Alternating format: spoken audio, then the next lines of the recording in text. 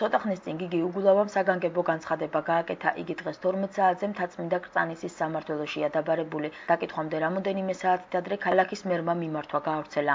მე კიდევ ერთხელ მინდა განვმარტო საზოგადოებას, თუ რატომ არ მივდივარ დაკითხვაზე პოლიციაში, თუმცა უარს არ ვამბობ თავად დაკითხვის ფაქტზე. შეუიარაღებელი თვალითაც ჩანს, რომ საჯარო ბიბლიოთეკასთან განვითარებული მოვლენებისას მე და ჩემი თანმხლები პირები დავზარალდით, ხოლო პოლიციამ დანაშაულებრივი უმოქმედობა გამოავლინა. კერძოდ არ უზრუნველყო საზოგადოებრივი წესრიგისა და მოქალაქეების კონსტიტუციური უფლებების დაცვა. 8 თებერვლის დილიდან მთელი დღის განმავლობაში იკვეთებოდა, რომ საჯარო ბიბლიოთეკასთან პროვოკაცია იგეგმებოდა. ყოველივე ამის ფონზე საგამოძიებო უწყების ხელმძღვანელი ბატონი ღარიბაშვილი გამოდის უკვე საპოსტულატებით, ვერსიებით, ბრალდებებით და მოგვიხსენიეს პროვოკატორებად, რითაც უდანაშაულობის პრეზუმპციას არღვევს. მაშინ მე, როდესაც მოწმის სტატუსით ვარ დაბარებული, ყოველივე ეს ბადებს ეჭვს, რომ მის მიერ წარმოებული გამოძიება ვერ იქნება ობიექტური.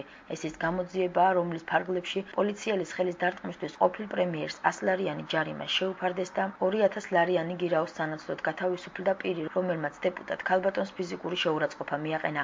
ასევე არანაირ პრობლემას არ უნდა წარმოადგენდეს გამოძიებისთვის ჩემი შეთავაზება, ვინაიდან ამ შეთავაზებით ჩემი აზრით სავსებით კეთილგონიერად ისარგებლა საქართველოს პროკურატურამ და ფინანსთა სამინისტროს საგამოძიებო სამსახურმა. აღნიშნული სრულ შეუსაბამობაშია სისხლის სამართლის საპროცესო კანონმდებლობის მოთხოვნებთან.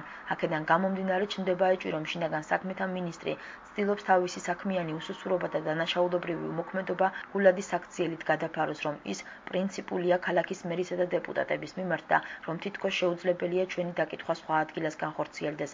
ამის შესახებ იურიდიული განმარტებები ჩვენ საზოგადოებას უკვე გავაცანით. ამიტომ მე მიმართავ გამოძიებას და კვლავ ვადასტურებ, რომ მზად ვარ მივცე ჩვენება თბილისის მერიაში.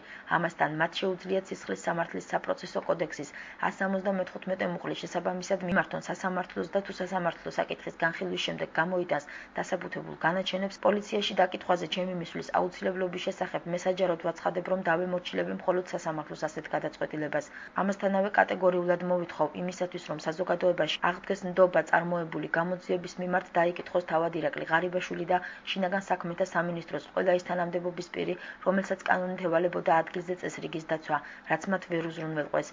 ნათქვამია თბილისის მერის განცხადებაში. ამასთან გიგი უგულავა ფინანსთა სამინისტროს საგამოძიებო სამსახურის გამომძიებლებმა მერიაში თბილსერვის ჯგუფის საკითხზე უკვე დაკითხეს. ამჯერად უგულავას დაკითხვაზე დაბარება 8 თებერვლის მოვლენებს უკავშირდება.